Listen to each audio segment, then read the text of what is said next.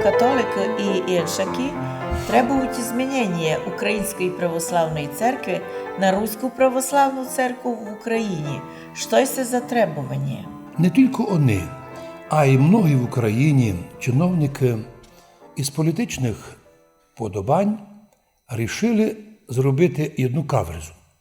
На жаль, к тому підключилися і галицькі греко-католики, і другі, котрі требують і змінити назву канонічної Української православної церкви на нібито Руську православну церкву в Україні.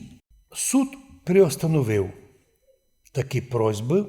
Суда рішення поки не є, але дуже можливо, що український суд, а фактично судова система в Україні зруйнована майже до плінтуса, можуть заставити якогось суддю, щоб таке рішення прийняв.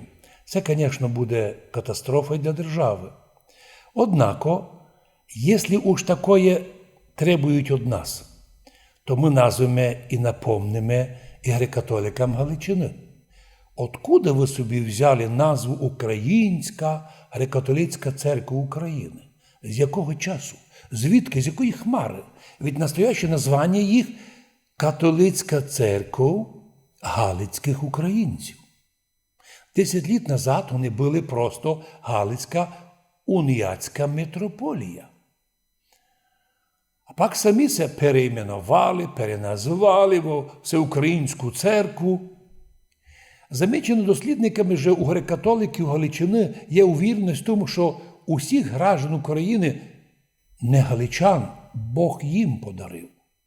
І що всі в Україні мають або стати греко-католиками, або прийняти їхній дух, їхні требування, їхні плани.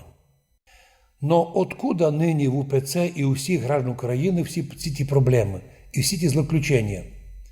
Тому що ми єсме люди, котрі правильно мислять, правильно вірують. Єдина сила, котра береже Україну від розвала.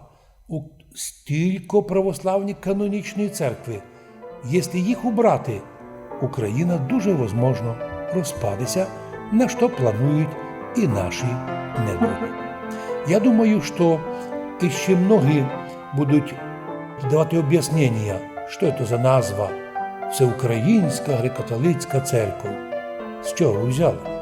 Там є регіональна Галицька митрополія, оттуда нічого і виходити.